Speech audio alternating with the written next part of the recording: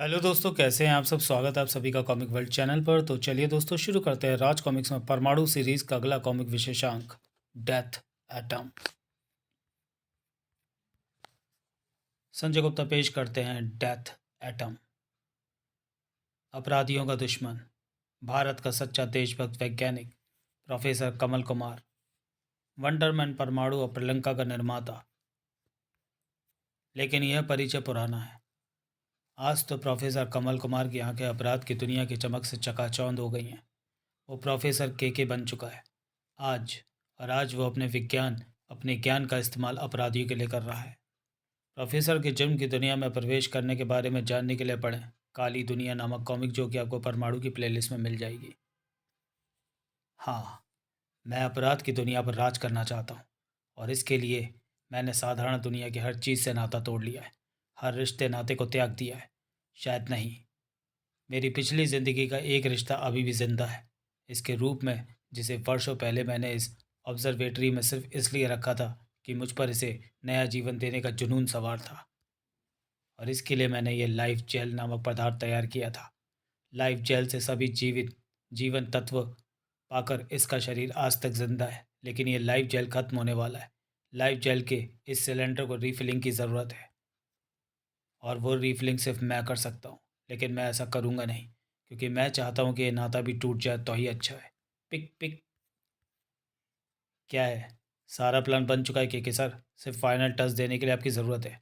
Okay, I am coming. I am inspector Vinay. Inspector की spelling गलत है। आपकी कंपनी में जो रहस्यमय वारदात घटी है, उसकी तफ्तीश के लिए पुलिस हेडक्वार्टर से मुझे भेजा गया है। ओह इंस्पेक्टर, मुझे बेसब्री से आपका इंतज़ार था। आइए मैं आपको सब कुछ बताता हूँ। हमारी कंपनी सिक्योरिटी संबंधित सॉफ्टवेयर बनाने का काम करती है।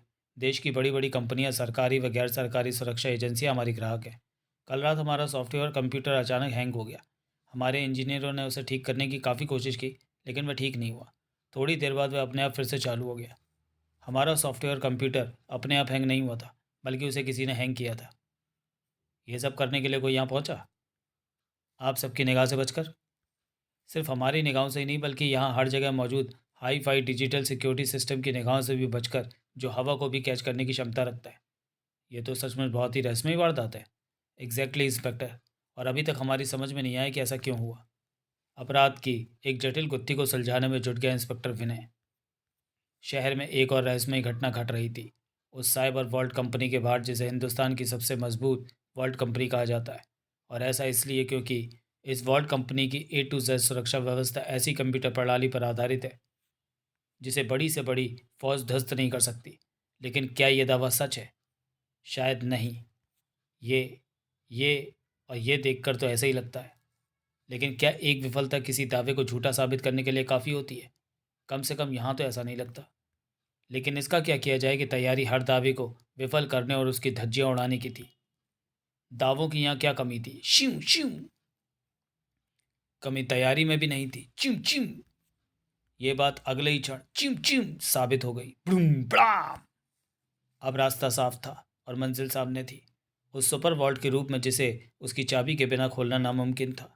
लेकिन उसे खोलने आया कौन था? और फिर उसे खोलने की ज़रूरत भी क्या थी, तब जब वह आसानी से टूट सकता था? और अब जब वॉल्ट खुद अपनी हिफाजत नहीं कर सका था, तो उसमें रखा सामान कहाँ से हिफाजत में रह पाता? लेकिन इसके बाद भी वॉल्ट में रखा वह सामान असुरक्षित हाथों में नहीं पहुंच पाया, क्योंकि वहां पहुंचा था परमाणु। और परमाणु के वहां पहुंचने का अर्थ था वह सामान पूरी तरह सुरक्षित था। सॉफ्टवेयर कंपनी के सुपर कंप्यूटर की जांच करते समय जब इस सरकारी सुरक्षा एजेंसी का नाम सामने आया, तो ये समझते मुझे देर न लगी कि उस कंप्यूटर को हैंग करके किसी ने उसके सारे प्रोग्राम को कॉपी किया।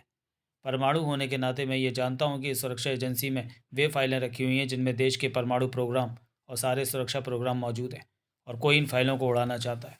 और मेरा सोचना सही निकला। लेकिन ये मैंने सपने में भी नहीं सोचा था कि इसे उड़ाने की कोशिश इस तरह कोई कोई मशीन करेगी। उफ।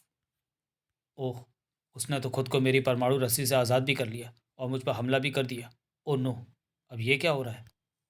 यह मशीन एक ऐसा रूप ले रही है जो पहले से बड़ा भी है और ख़तरनाक भी। उफ, अगर सही समय पर ट्रांसमिट नहीं हुआ होता तो उसने मुझे पिघला ही दिया था।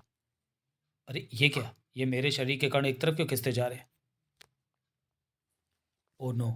वह मशीन एक नया रूप धरकर मेरे शरीर के कणों को अपने अंदर खींचना चाह रही है। मुझे अपने आप को जल्दी से रिफ़ॉर्म करना होगा। एकदम सही समय पर परमाणु रिफ़ॉर्म हो गया। ठाक! लेकिन नए रूप में आई उस मशीन के हमले से फिर भी नहीं बच पाया। ओह! बहुत ही अजीब है ये मशीन। इसे ख़त्म करने के लिए परमाणु ब्लास्ट करने होंगे। परमाणु छलनों के ब्लास्ट से भी कुछ नहीं हुआ। उसने अपने आप को परमाणु रोधी मेटल में बदल लिया। कमाल का इस मशीन का मेटल। बड़ाम बड़ाम! पलक झपकते ही अपने आप को परिस्थिति के अनुसार ढाल लेता है। विज्ञान की भाषा में ऐसे मेटल को कहते हैं लिविंग मेटल। यस, ऐसे पदार्थ को लिविंग मेटल ही कहते हैं।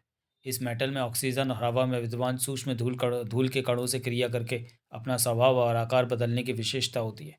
लिविंग मेटल की इसी विशेषता को किसी ने कई गुना बढ़ाकर उसे उससे ये मशीन बनाई है और उसे अपने इशारों पर नचाकर उसे यहाँ मौजूद अत्यंत महत्वपूर्ण फाइलें उड़वाना चाहता है। और वह अपने इस उद्देश्य में सफलता भी पाता जा रहा है। मैं इसे रोकने के लिए कुछ नहीं कर पा रहा हूँ और जो कुछ कर पा रहा हूँ सिर्फ अपने बचाव के लिए कर पा रहा हूँ। 1 मिनट, मैं शायद कुछ और भी कर सकता हूँ, क्योंकि इस समय मैं दुनिया के एक ऐसे सुरक्षित वॉल्ट रूम में मौजूद हूँ जिसके वॉल्टों में मर्जी के बिना हवा भी नहीं घुस सकती। बस इनमें से कोई वॉल्ट खुला हुआ होना चाहिए। एक नहीं, कई वॉल्ट खुले हुए हैं। वैसे ये अच्छा ही हुआ, क्योंकि अगर ये वॉल्ट खुले नहीं होते तो इनमें से एक में मैं इस तरह ना घुस पाता, और जब मैं नहीं घुस पाता तो मेरे पीछे लिविंग मेटल की बनी ये मशीन भी छोटी होकर नहीं घुस पाती। अब मैं अपनी सारी स्पीड का इस्तेमाल करके वॉल्ट से बाहर निकल जाता हूँ और खटाक, अभी तक अंदर मौजूद उस लिविंग मेटल को इस एयर टाइट वॉल्ट में बंद कर देता हूँ। लेकिन जिसके लिए मैंने उस लिविंग मेटल से बनी मशीन को वॉल्ट में बंद किया है, क्या वह काम हो पाएगा? परमाणु ने जो किया था उसका रिजल्ट देखने की बेचैनी परमाणु के चेहरे पर साफ झलक रही थी, और वॉल्ट के अंदर से आती आवाज़ें उस बेचैनी को और भी ज़्यादा बढ़ा रही थी। ओह! कहीं सारे किए धरे पर पानी तो नहीं फिर जाएगा? कहीं मैं लिविंग मेटल वॉल्ट से बाहर तो नहीं निकल आएगा? नहीं। वॉल्ट के अंदर से आती उठा-पटक की आवाज़ें अब बंद हो चुकी हैं। लिविंग मेटल को अगर किसी ऐसे स्थान पर पहुँचा दिया जाए जहाँ ऑक्सीजन और धूल के कण ना हों, तो उसे ख़त्म किया जा सकता है। अब मेरे पास समय है कि मैं सोचूं कि आखिर वह कौन सा अपराधी है जिसने लिविंग मेटल की मदद से नायाब मशीन बनाई और उसकी मदद से यह अत्यंत महत्वपूर्ण फाइल उड़ाने की कोशिश की। हजारों पुराने अपराधियों की भीड़ में अपने मतलब के अपराधी को ढूंढने की मातापच्ची में जुट गया परमाणु। लेकिन अगर उसने एक बार भी नए अपराधी के बारे में सोच लिया होता तो उसे अपने दिमाग को कष्ट देने की ज़रूरत नहीं पड़ती। ये नहीं हो सकता। लिविंग मेटल से बनाई गई मेरी अत्याधुनिक मशीन को कोई ख़त्म नहीं कर सकता। ऐसा ही हुआ है केके सर, आपकी बनाई मशीन ख़त्म हो चुकी है, और उसे ख़त्म किया है परमाणु नाम के उस शख्स ने जिसके निर्माता भी आप ही हैं। काश परमाणु वहाँ नहीं पहुँचता तो आपकी उस मशीन ने भारत की सबसे महत्वपूर्ण फाइल को आपके सामने लाकर रख दिया होता, और तब आपके हाथ में अरबों रुपए तो होते ही, साथ ही अंडरवर्ल्ड की दुनिया में आपके नाम का डंका बज गया होता। अब शायद ही ऐसा होगा। होगा, अब भी ऐसा ज़रूर होगा। मैं परमाणु को ख़त्म करके ऐसा कर दिखाऊंगा। लेकिन आप परमाणु को ख़त्म कैसे करेंगे? वो सवाल ऐसा था जिसने प्रोफेसर को हकलाने के लिए विवश कर दिया था। परमाणु के निर्माता के पास शायद परमाणु को नष्ट करने का कोई तरीका नहीं था। परमाणु कैसे खत्म होगा, ये सवाल प्रोफेसर के मस्तिष्क में भी ठोकरें मार रहा था। अचानक वहाँ वह आवाज़ गूंज उठी। इमरजेंसी सर, आपके ऑब्जर्वेशन में जो आदमी मौजूद है उसका लाइफ जेल खत्म हो चुका है। वह बुरी तरह तड़प रहा है सर। अगर आपने अभी आकर उससे नहीं संभाला तो वो मर जाएगा। मर जाने दो, उसका मरना ही बेहतर है, क्योंकि ये भी एक सपोला है। अगर मैंने उसे भी दूध पिलाया तो वो मुझे ही डसे। Oh no! सपोला! जाने क्या याद आया प्रोफेसर को कि अगले ही क्षण वह चीख पड़ा, रोको, उसे मरने नहीं देना, उसे जिंदा रहना है, क्योंकि ये जिंदा रहेगा तभी मेरे उस दुश्मन परमाणु की मौत बन पाएगा जिसका निर्माण मैंने खुद अपने हाथों से किया था। Army headquarter.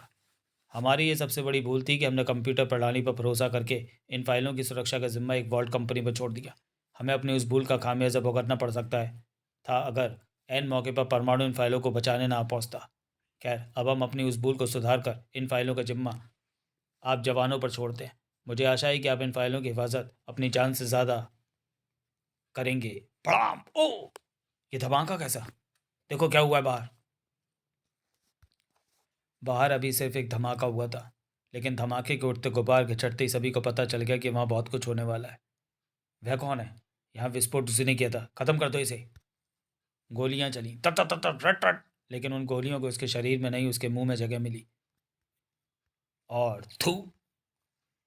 गोलियों के ऐसे हश्र की कल्पना तो किसी ने सपने में भी नहीं की थी। और अब उसका शरीर गोलियों से तेज चला, और फिर फड़ाक! जैसे तूफान आया, और जब तूफान आता है तो तिनके तितर बितर होते ही रास्ता साफ होता ही है। आ लेकिन यह मिलिट्री हेडक्वार्टर था। यहाँ हर तूफान को रोकने के साधन मौजूद थे। फायर बूम बूम, लेकिन निशाना था कहाँ? वह तो ठीक टोप के नीचे पहुंच चुका था, और ऐसा दृश्य तो किसी ने सपने में भी नहीं सोचा था। था अब तो भगदड़ मचनी थी। उफ, ये तो पूरा शैतान है, भागो इससे बचकर। सभी भागे, लेकिन एक को नहीं भागने दिया उसने, उस मंत्री को। आह, जिसके पास महत्वपूर्ण फाइलें थी, लेकिन अब रहने वाली नहीं थी, क्योंकि उसका हाथ उन फाइलों तक पहुंच गया था। लेकिन तभी उन फाइलों को बचाने वह हाथ आ पहुंचा। निसंदेह वह हाथ परमाणु का था। इन फाइलों को हटाने की पहली कोशिश मैं नाकामयाब कर चुका हूँ, और ये कोशिश भी कामयाब नहीं होगी। पड़ा होगी। अब हर कोशिश कामयाब होगी। था परमाणु ने इतना भीषण वार पहले कभी नहीं सहा था। इससे पहले परमाणु कभी इतनी तेजी से संभला भी नहीं था। कौन है तू? Death atom. और मेरे सामने जो भी आएगा तिनके की तरह उड़ जाएगा। क्यों उड़ जाएगा? तेरे फादर का राज है क्या? डेथ एटम परमाणु की रस्सी में फंसा ज़रूर, लेकिन ये क्या? क्या मेरी आंखें सचमुच उससे छोटा होकर मेरी रस्सियों से निकलता देख रही हैं? बिल्कुल। अब अपनी इन आंखों को बंद कर। आंखें तो ये परमाणु छल्ले तेरी बंद करेंगे। कैसे करेंगे? ये तो ट्रांसमिट भी हो सकता है, और पलक झपकते ही रिफॉर्म होकर तुझे नष्ट करने का इंतजाम भी कर सकता है। Broom broom. ओह, इसके हाथों से छूटने वाली छोटी छोटी काली खोपड़ियाँ छोटी ज़रूर है, मगर बहुत ही खतरनाक विस्फोट कर रही हैं। इनकी चपेट में आना मेरी सेहत के लिए ठीक नहीं रहेगा, इसलिए मुझे इससे बचते रहना है। इसके लिए चाहे मुझे छोटा होना पड़े, या चाहे ट्रांसमिट। इधर परमाणु ट्रांसमिट हुआ, और इधर डेटा टोन में फाइलें उठा ली, लेकिन परमाणु ने उसे फाइलें लेकर निकलने नहीं दिया। परमाणु के होते कामयाबी तेरे हाथ नहीं लगेगी। तेरे बाद तो ये काम हो पाएगा ना? ओ! उसके हाथों से निकली चमकती बिजलियों ने परमाणु की आंखों को चौंधिया दिया। ऐसी हालत में भी परमाणु की आंखों ने उस हैरत अंगेज दृश्य को देखा, लेकिन परमाणु को इतना समय ही नहीं मिला कि वो बचने के लिए कुछ कर पाता। कोशिश बहुत की तूने, लेकिन ना तो तू फाइलों को बचा पाया और ना अपनी ज़िंदगी। उफ, उसने अपने एटम फ्यूजन से मेरे लिए जिस मौत का निर्माण किया है वह बहुत ही भयानक है। इसने मेरे गले के साथ साथ मेरे हाथों को भी बुरी तरह जकड़ दिया है। अब मैं ना बोलकर अपनी बेल्ट को एक्टिवेट कर सकता हूँ, और ना कोई स्विच ही दबा सकता हूँ, जबकि ये भयानक मौत मुझे तेज़ी से कसती जा रही है, मेरे मांस को फाड़ देने के लिए, मेरी हड्डियों को तोड़ देने के लिए। और ऐसा हो भी जाएगा अगर मैंने कुछ ही सेकंडों में अपने आप को इससे आज़ाद नहीं किया तो। एक रास्ता है बचने का। दीवार से बाहर निकला वह लोहे का टुकड़ा। मुझे अपने गले से लिपटे इस फंदे को लोहे के इस टुकड़े में फंसाना होगा। फंस गया। अब मुझे अपने शरीर को पूरी ताकत से पीछे की तरफ खींचना होगा, और तब तक पूरी ताकत से खींचते रहना है जब तक इस फंदे की मेरी गर्दन से पकड़ इतनी ढीली ना हो जाए कि मैं बोल सकूं, ट्रांसमिट। परमाणु के हलक से वह शब्द बड़ी मुश्किल से निकला था, लेकिन उसने असर पूरा किया था। तुम बच गए परमाणु। इसकी खुशी है, लेकिन दुख इस बात का है कि वो देश की सुरक्षा संबंधी महत्वपूर्ण फाइलों को ले जाने में सफल हो गया। ऐसा नहीं है, मेरे साथ साथ फाइलें भी बच गई हैं। ये देखिए। ऐसा कैसे हो सकता है? मैंने तो उसे अपनी आंखों से फाइल ले जाते देखा है। वो नकली फाइलें थी जिन्हें मैं अपने साथ ऐसे ही किसी इस्तेमाल के लिए लाया था। जिस समय मैं उसके वार से यहाँ आकर गिरा था, उसी समय मैंने फ़ाइलों को बदल दिया था। थैंक्स परमाणु, थैंक्स। तुम्हारे साथ इन फाइलों को भी बचा देखकर मुझे बहुत खुशी हुई है, लेकिन मुझे खुशी तब होगी जब मैं ये जान लूँगा कि ये वह डेथ एटम क्या बला थी और कहाँ से आई थी। और ये सब जानने के लिए मुझे प्रॉबोट के पास जाना होगा। इसी बीच इधर, जिन फाइलों के तुम 1 अरब रुपए मांग रहे हो, उसके कोई 10 रुपए भी नहीं देगा। ये सब फाइलें बेकार है। बच्चों को बहलाने वाली पजल्स के सिवाय इन फाइलों में और कुछ नहीं। ऐसा कैसे हुआ? परमाणु की वजह से हुआ। उसने असली फाइलों की जगह ये नकली फाइलें दे दी और अपनी जान भी बचा ली। परमाणु बच गया। आपका डेथ एटम उसे मारने में कामयाब नहीं हो पाया।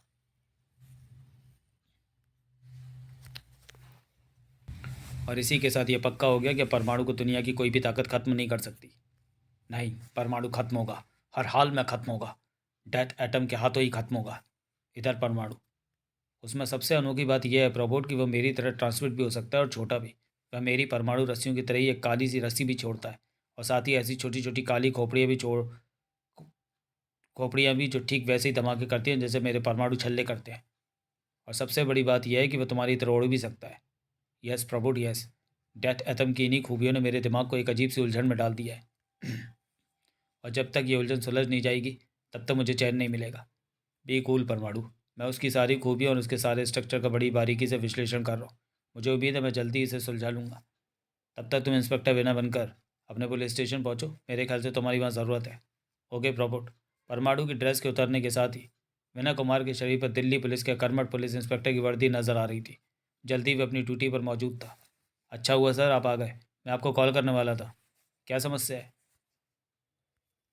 वह अपराधी, इसे हमने सड़क पर लूटपाट करते हुए गिरफ्तार किया था। हमने इसे ज़बरदस्ती यहाँ लाने की बहुत कोशिश की, लेकिन ये किसी भी तरह तैयार नहीं हुआ। हम सबकी ताकत इसके सामने बेकार हो गई सर। लेकिन जब हम सब थक कर बैठ गए तो ये अपने आप हमारे साथ चलने को तैयार हो गया। तब हमने इसे जल्दी से हवालात में लाकर बंद कर दिया। इंस्पेक्टर विनय हवालात के पास पहुंचा। कौन है तू? क्या नाम है तेरा? तेरी मौत हूं मैं। फड़ाक! और नाम है मेरा डेथ एटम। Death atom? ओ नहीं, फायर करो उस पर, थाए थाए। तुम्हारी गोलियां मेरा कुछ नहीं बिगाड़ पाएंगी। मत बर्बाद करो इनको, भाग कर अपनी ज़िंदगी बचाओ। मुझे भी यहाँ से भागना चाहिए, क्योंकि डेथ एटम का मुकाबला करने के लिए मुझे यहाँ परमाणु बनकर लौटना हो। उफ! तू कहाँ जा रहा है? तेरे लिए तो मुझे यहाँ भेजा गया है। तुझे ही तो मैं यहाँ ख़त्म करने आया हूँ। परमाणु? ओ नो, ये मुझे परमाणु कह रहा है, यानी इसे जिसने भी यहाँ भेजा वह ये जानता है कि मैं ही इंस्पेक्टर विनू हूँ, मैं ही परमाणु। वैसे अच्छा हुआ, धमाके के तेज शोर की वजह से यहाँ मौजूद पुलिस वालों ने ये नहीं सुना, वरना गड़बड़ हो जाती। लेकिन ऐसा ज़्यादा देर तक नहीं रहेगा। अगर मैं यहीं रहा तो जल्दी सभी मेरी असलियत जान जाएंगे, इसलिए मुझे यहाँ से किसी भी तरह बचकर भागना होगा। डेथ एटम को चकमा देकर इंस्पेक्टर विनय भागने में तो सफल हुआ, लेकिन भाग कर कहाँ जाएगा? जब तक तेरे शरीर के चिथड़े नहीं उड़ जाते मैं तेरा पीछा नहीं छोड़ूंगा। ओह! वह बेहद खतरनाक ढंग से मुझ पर वार कर रहा है, लेकिन मुझे इसके वारों से बचते रहना है जब तक मैं लोगों की नज़र से दूर नहीं हो जाता। भाग, खूब भाग, जब तक मुझे परमाणु बनने का मौका नहीं मिल जाता। मेरी रफ्तार से बचकर कहाँ जाएगा? हा हा हा! ओह! वह मेरी जिप्सी पर आ बैठा है और मुझ पर अपनी विस्फोटक खोपड़ियों का वार कर रहा है। बिना परमाणु बने मैं उसका शिकार बन जाऊंगा, और इस भीड़ बड़ी सड़क पर मैं परमाणु बन नहीं सकता। इसलिए मुझे इसी रूप में ही उससे बचने का उपाय इस वक्त सोचना होगा। सोच लिया, और इसके लिए मुझे उस सड़क पर जाना होगा जिस पर बने पुराने दरवाजे से सिर्फ साइकिल और स्कूटर गुजरते हैं। फड़ाक! आज एक जिप्सी उस रास्ते से गुजरेगी। इंस्पेक्टर विनय के चेहरे पर प्रसन्नता के भाव थे। अब जिप्सी की लोहे की छत के परखच्चे उड़ गए तो दैट एटम के शरीर का क्या हाल हुआ होगा। चलो अच्छा हुआ मैंने उसे परमाणु बने बिना ही खत्म कर। ची! ओह! क्रंच! दैट एटम खत्म नहीं होता, खत्म उसके दुश्मन होते हैं। ओ नहीं, वह एक बड़े ट्रक को अपनी फ्यूजन पावर से विशाल क्रेन में बदलकर मुझे खत्म करने आ गया है, और ऐसा करने के लिए उसने मुझे जिप्सी सहित क्रेन के शिकंजे में फंसा भी लिया है। ओह! अब उसने क्रेन के अगले भाग का रुख सड़क के आसपास बनी इमारतों की तरफ कर दिया है और क्रेन को सड़क पर तेजी से दौड़ा रहा है। फड़ाक! वह मुझे बिल्डिंगों से टकरा टकरा कर मार देना चाहता है, और मैं बचने के लिए कुछ कर नहीं सकता, क्योंकि इस रूप में मैं कुछ नहीं कर पाऊंगा। और यहाँ परमाणु में बन नहीं पाऊंगा, क्योंकि सभी देखने वाले जानते हैं कि क्रेन के शिकंजे में तभी जिप्सी में इंस्पेक्टर विनय मौजूद है। अगर उन्हें यहाँ से परमाणु निकलता दिखा तो सभी पलक झपकते ही परमाणु इंस्पेक्टर विनय के राज को समझ फड़ाक जाएंगे। ओह! फड़ाक! हा हा हा हा! चाहूँ तो तुझे एक सेकंड में ख़त्म कर डालूं, लेकिन मैं ऐसा इसलिए नहीं कर रहा क्योंकि मुझे तुझसे तेरी मौत का ये खेल खेलने में मज़ा आ रहा है। फड़ाक! मौत के इस खेल में इंस्पेक्टर विनय और परमाणु का जिंदगी हारना निश्चित था। तभी विनय के मस्तिष्क में प्रॉबोट की आवाज़ गूंजी। परमाणु, तुम कहाँ हो परमाणु? तुम मुझे सुन रहे हो ना? हाँ, मैं तुम्हें सुन रहा हूँ प्रॉबोट, लेकिन इस समय मैं परमाणु के नहीं इंस्पेक्टर विनय के रूप में हूँ, एक भयानक मुसीबत के शिकंजे में फंसा हुआ। क्या तुम मुझे देख नहीं पा रहे? नहीं, वीडियो सिस्टम में कोई गड़बड़ी हो गई है, इसलिए मैं तुम्हें नहीं देख पा रहा। डेथ एटम के बारे में बहुत सी चौंका देने वाली बातें पता चली हैं। अरे खट पिक पिक टिंग! अरे ये क्या हुआ? रोबोट से मेरा संपर्क कैसे टूट गया? वीडियो सिस्टम की तरह सिस्टम को भी तोड़ा गया है, और ये सब मैंने किया है, क्योंकि जितनी अच्छी तरह से मैं तुझे डेथ एटम के बारे में बता पाऊंगा उतना प्रोबोट नाम का वह टीन का डिब्बा नहीं बता सकता। रोबोट की आवाज़ को काट कर मेरे दिमाग तक पहुंचने वाली ये आवाज़ किसकी है? Oh no! ये तो ये तो बिल्कुल सही पहचाना तूने विनय, ये मेरी ही आवाज़ है। मेरे यानी तेरे मामा और तेरे निर्माता कमल कुमार उर्फ के बॉस की। रोबोट को निष्क्रिय करके तेरे मस्तिष्क तक पहुंचने का कमाल मैं ही कर सकता हूँ। ठीक ऐसा ही कमाल मैंने डेथ एटम को बनाकर किया है। ओह! तो डेथ एटम को बनाने वाले आप ही हैं। ये आप अच्छा नहीं कर रहे मामा जी। बंद कीजिए ये सब और वापस आ जाइए। वापस आ जाऊँ? हा हा हा हा हा हा! तू वापसी की बात कर रहा है बेवकूफ़।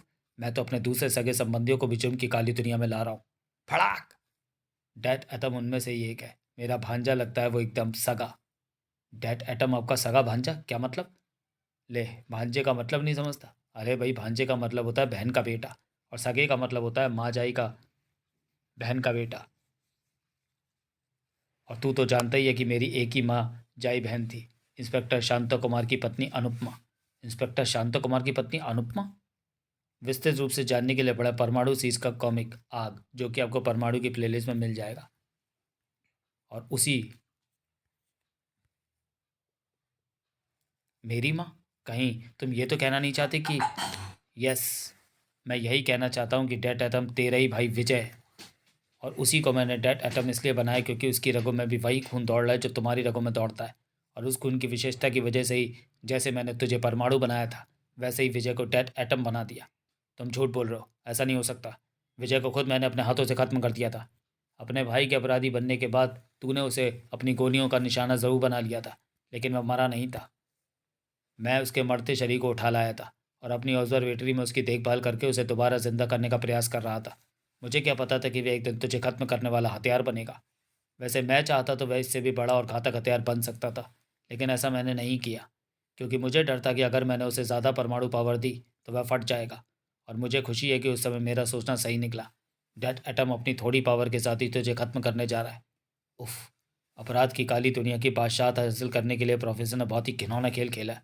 मुझे उसे सफल नहीं होने देना, और ऐसा करने का एक तरीका मुझे सुझाई दे रहा है, लेकिन मैं उस पर तभी काम कर सकता हूँ जब मैं परमाणु बन जाऊँ। और चूंकि आसपास खड़े सैकड़ों लोगों के होते मेरा परमाणु बनना संभव नहीं, इसलिए परमाणु बनने का एक रास्ता समझ में आ रहा है। मैं इसी रूप में परमाणु छल्लों का इस्तेमाल आसपास की अन्य इमारतों पर करूँ। लोगों का ध्यान यहाँ का दृश्य देखने में लगा हुआ है, इसलिए वे ये नहीं समझ पाएंगे कि परमाणु छल्ले किसने छोड़े। और वैसे भी इस समय यहाँ जो भी होगा उसे डेड एटम का ही कारनामा समझा जाएगा। वैसा ही हुआ। Broom broom. ओह, वह शैतान आसपास की इमारतों को अपना शिकार बनाकर हमें भी अपना निशाना बनाना चाहता है। अपनी जान बचाओ, भागो यहाँ से। लोग भाग रहे हैं, मेरा काम हो गया। अब मैं आराम से परमाणु बन सकता हूँ, यहाँ से बचकर निकल सकता हूँ और इस पर वार कर सकता हूँ, फड़ाक। लेकिन मेरा मतलब सिर्फ इस पर वार करने से हल नहीं होगा। वो तो तब हल होगा जब मैं अपनी जान की चिंता किए बिना उससे लिपट जाऊंगा। परमाणु ने जो किया था उसके जवाब में प्रोफेसर का वहशी ठहाका परमाणु के मस्तिष्क में गूंजा। हा हा हा हा हा हा। लगता है तेरा भाई के प्रति प्रेम जाग गया है, इसलिए तूने अपने भाई से गले मिलकर रोने की सोची है परमाणु। लेकिन ऐसा करके तूने ठीक नहीं किया, क्योंकि अब तू डेट एटम के उन हाथों की पहुंच में है जो मौत उगलते हैं।